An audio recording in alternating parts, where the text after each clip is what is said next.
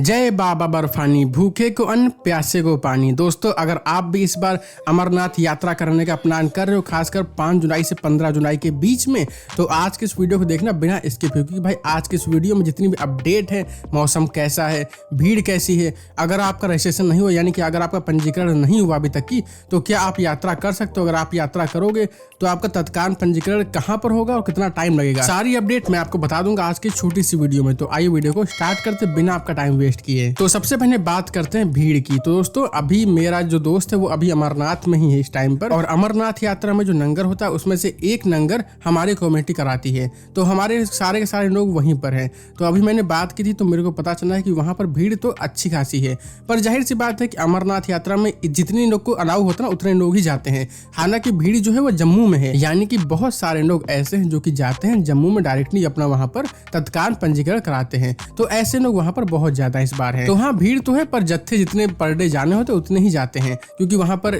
Strict rule है कि इतने ही लोग जाएंगे तो जाएंगे, और वो एकदम सही बात है वहां की सुरक्षा को देखते हुए। अब बात करते हैं कि अगर मान लीजिए आपका तत्काल पंजीकरण अगर आपको कराना है, अगर आपका पंजीकरण नहीं हुआ है या फिर जिस डेट को आपका पंजीकरण है आपको उसके आगे या पीछे जाना है, तो फिर आप कैसे जा सकते हो। तो कोई बात नहीं भाई, सबसे पहले आपको आ जाना है जम्मू, और जम्मू जैसे ही आप आओगे ना, इसके बाद आपको आ जाना भगवती नगर बेस कैंप, और इसी के जस्ट सामने यहाँ पर आपका तत्काल पंजीकरण हो रहे हैं। तो यानी कि आप अपने जो पंजीकरण है वो जम्मू में ही करा सकते हो। बस हाँ, टाइम तो लग रहा है, क्योंकि अभी परसों मेरा दोस्त गया था, उसने पंजीकरण कराया तो रात में 3 बजे से उसने लाइन में लगना स्टार्ट हुआ, तब नेक्स्ट डे शाम को उसका पंजीकरण हो पाया था। पर हाँ, उसको डेट मिल गई थी, नेक्स्ट एक दिन बाद की डेट मिल गई थी। तो देखो होता क्या है कि जो भी डेट का स्लॉट खाली होता है ना, वो डेट आपको मिल जाती है। पर अगर मान लीजिए आप आज पंजीकरण कराने जा रहे हो, तो इसका मतलब ये नहीं कि आपको कल की ही डेट मिल जाएगी।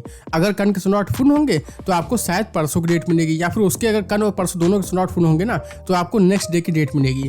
तो तत्काल पंजीकरण में ये बस दिक्कत होती है। तो यानी कि अगर आप लोग तत्काल पंजीकरण करा करके यात्रा करने का प्लान कर रहे हो ना, तो अपने पास में 2 या 3 दिन एक्स्ट्रा लेकर के ही चलना, क्योंकि अगर बाई चांस मान लीजिए आपको तत्काल पंजीकरण नेक्स्ट डे का नहीं मिला भीड़ की वजह से, तो फिर आपको यहाँ पर 1-2 दिन का टाइम लग सकता है, पर दर्शन हो जाएंगे, उसकी दिक्कत नहीं है। ठीक है, अगर आपका पंजीकरण नहीं हुआ है तो आपने तत्काल पंजीकरण करा सकते हो। सबसे पहले आपका मेडिकल हो जाएगा और फिर आपका वहीं पर पंजीकरण हो जाएगा और आपको RFID कार्ड मिल जाएगा। अब बात करते हैं कि अगर मान लीजिए आपका पंजीकरण पहले से हो गया है तो कोई दिक्कत नहीं, बस सीधे जाओ अपने जम्मू में, वहीं उसके आगे आपको RFID कार्ड के सेंटर मिल जाएंगे, वहीं पर आप अपना RFID कार्ड ले लो और आपका दर्शन हो जाएगा। पर अगर मान लीजिए आपको डेट चेंज कराना है, यानी कि अगर आपका पंजीकरण 20 जुलाई का है, अगर आपको जाना है 5 जुलाई को या फिर 7 जुलाई को, तो फिर कैसे जा सकते हो। तो देखो, सबसे पहली बात कि अगर मान लीजिए आपका जिस डेट का पंजीकरण है ना, आप उसी डेट को जाओ तो ही अच्छा है, क्योंकि यहाँ पर डेट चेंज नहीं होती है। हालांकि बहुत ही कम ऐसे चांसेस होते हैं जहां पर अगर मान लीजिए भीड़ कम है तो अगर आप चाहो तो दोबारा से जाकर के अपना पंजीकरण दिखा कर डेट चेंज करा सकते हो।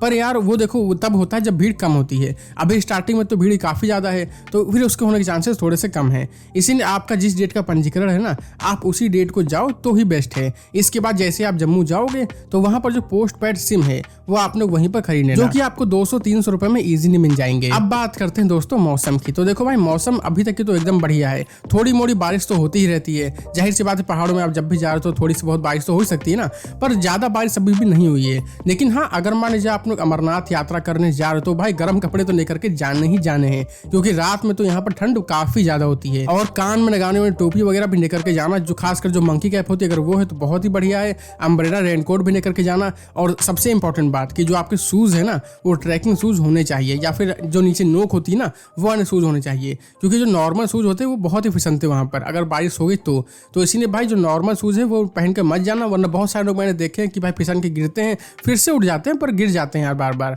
तो इसीलिए अगर आपके जो शूज हैं वो अगर नोक वाले हैं तो भाई बहुत ही बढ़िया है। चाहे आप यात्रा पहलगाम से करो चाहे बानटान से करो, भाई फिसलन तो हर जगह होती है अगर बारिश हो गई थोड़ी सी भी तो इसीलिए शूज आपको ऐसे लेकर के जाना जो कि ट्रैकिंग शूज हो, तो भाई बेस्ट है। और हाँ, रेनकोट अगर आप चाहो तो अपने घर से लेकर पे नहीं भी जाओगे ना तो भी कोई बात नहीं, क्योंकि यहाँ पर जम्मू में, पहलगाम में, बानटान में हर जगह आपको रेनकोट मिल जाते हैं। 150 रुपए में आराम से आपको मिल जाएंगे, जिनको आप 2 या 3 बार यूज कर सकते हो। मतलब आपकी जो यात्रा है वो निकल जाएगी आराम से आपका 150 रुपए में।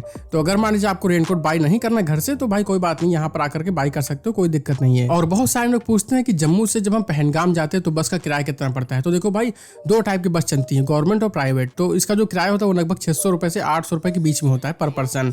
सेम वैसे ही लगभग बानटान का भी होता है। पर अगर आप पहली बार यात्रा करने जा रहे हो अमरनाथ की ना, तो भाई एक बात ध्यान रखना कि अगर आप लोग पहलगाम से यात्रा करते हो ना तो बेस्ट है, क्योंकि क्योंकि पहली बात तो वहाँ की जो चढ़ाई है वो खड़ी चढ़ाई नहीं, बांटान की तरह।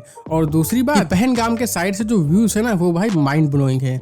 मतलब आपको जो व्यूज आपको पहलगाम के साइड से मिलेंगे वो आपको बांटान के साइड से नहीं मिलेंगे। तो अगर आप लोग पहली बार यात्रा करने जा रहे हो ना तो मेरा सजेशन है कि आप पहलगाम से यात्रा करो।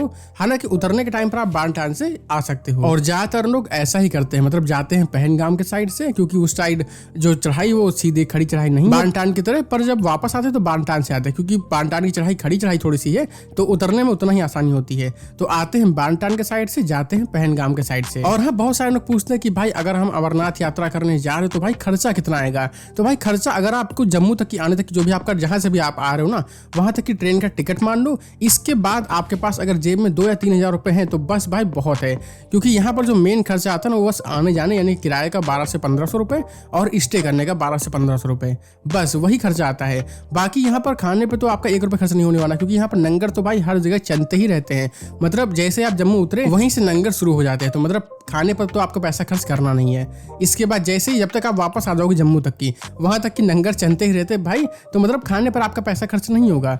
बस खाने आपका जो पैसा खर्च होगा ना वो होगा आपका टेंट में स्टे का, क्योंकि जब भी आप जाओगे पहलगाम के साइड से तो मिनिमम 2 नाइट स्टे करना पड़ता है। तो स्टे में पैसा खर्च होगा और दूसरा पैसा आपका खर्च होगा किराए में। तो यही बस मेन खर्चा है। मतलब अगर आपके पास में 3000 रुपए हैं तो इजीली आप लोग अमरनाथ यात्रा कर सकते हो। तो आई होप कि आप लोग पूरी तरह अपडेटेड हो गए होंगे। अगर आपको कोई भी डाउट है, अगर आप लोग अभी अमरनाथ यात्रा करने जा रहे हो, कोई भी डाउट है ना तो आप लोग मुझसे कमेंट में पूछ सकते हैं। तो फिलहाल इस वीडियो को यहीं पर एंड करते हैं और मिलते हैं बहुत ही जल्द एक और ऐसी ही लेटेस्ट अपडेट और ट्रैवल रिलेटेड वीडियोस के साथ। तब तक के लिए आप लोग अपना ख्याल रखना। हर हर महादेव।